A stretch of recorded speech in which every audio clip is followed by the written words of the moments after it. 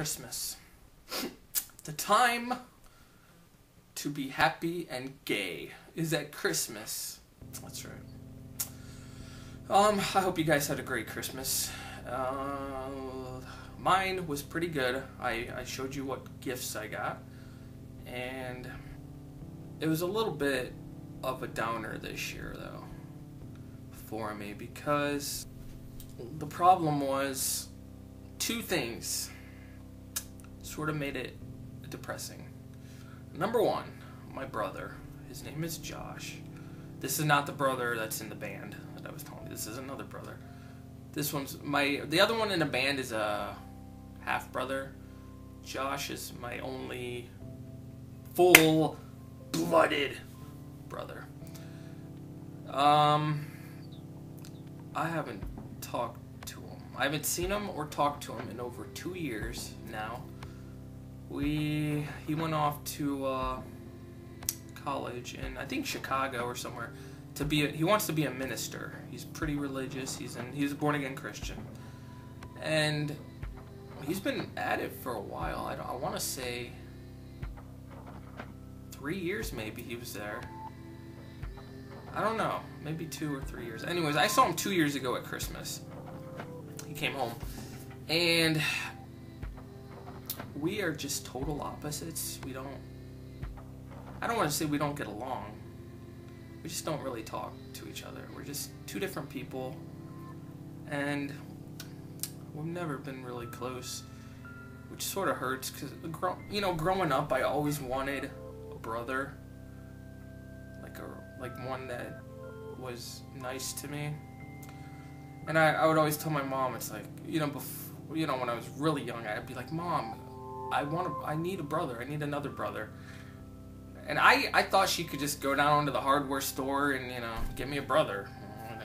I didn't know the truth of where they came from. I didn't know that they came from the Storks.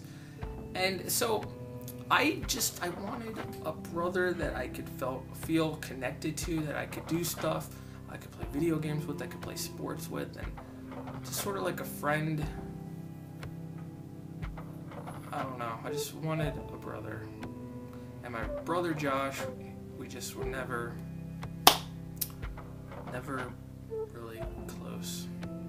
So anyways, I found out in October he dropped out of this college, and this sort of took us by surprise. He went to the Army, and he's been going through boot camp, and he's going for the infantry unit, which I guess, I don't really know much about a lot of things, but I guess that's like pretty, serious infantry. That's a major unit there, the front line of forces.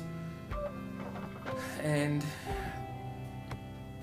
so he graduates boot camp on the 30th, I think, January 30th, something like that, at the end of January sometime. Then they're gonna put him in Germany, I guess, somewhere in Germany or Europe, and I don't really understand what's going on. And then I guess from there they'll be stationed there, and then they'll be sent to Afghanistan if we go to war there, or fight there, or whatever we do. I don't know what we're doing over there. I don't watch the news. I try to stay out of all that because I don't know what's going on. So it was just sort of weird how that happened. He's going to school to be a minister. Now he's in the Army. He's excited though. I saw him at Christmas, and he's like telling him how great it is, boot camp, and he met a lot of good friends, and it's like he almost wants to fight, which is weird.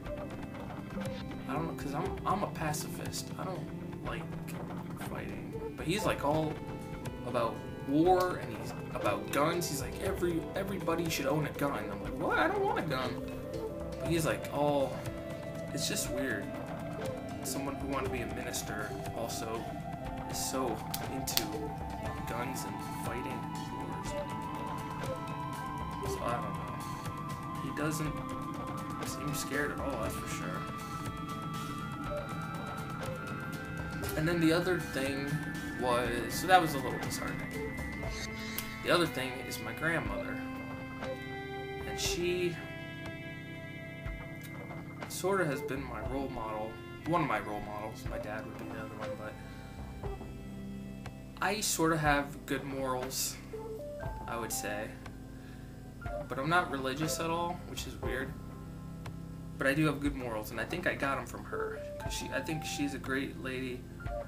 And every Christmas, we go over to Gramps and Grandma's, open presents, and we had a lot of fun. Well, this year, she has gotten sick. So they've put her temporarily in a nursing home, just temporary. And she got to come home. She's sort of been in and out all year long. In and out, in and out. Like when she gets sick, she goes in. Then when she's healthy enough, she can come home. And so they were saying, oh, she'll be home for Christmas, don't worry. So then, turns out, she wasn't feeling good enough. She actually came down with a really bad cold or some sore throat, I don't know. But the good news is they did let her come home just for Christmas Day, and then my aunt had to take her back afterwards. But it was just, it was so sad seeing her the way that she was, because she couldn't even walk, really. We had to, like, when they brought her, me and my brother, we had to basically carry her into the house. And it was just so sad to see her like that. Then I felt really bad for my grandpa, too. He's, like, so strong of a person. I tell you, he is in such good spirits and so healthy. He's, like, so healthy. But, like, when we all left, they took my grandma back to the nursing home, and then me and my mom and my brother were the last to leave. And my grandpa's like, goodbye, Merry Christmas, stuff like that. And then as we're leaving, I'm thinking in my head, I'm like, man, he's gonna be all alone that night. I felt horrible. It's like, how's he hanging in there, It's gotta be hard on him. So anyways, I've been rambling. I guess the depressing part was, in the way in the back of my mind as I was leaving that night, I thought, is this going to be the last Christmas with my grandmother and my brother? I don't like to think about it. I hope not.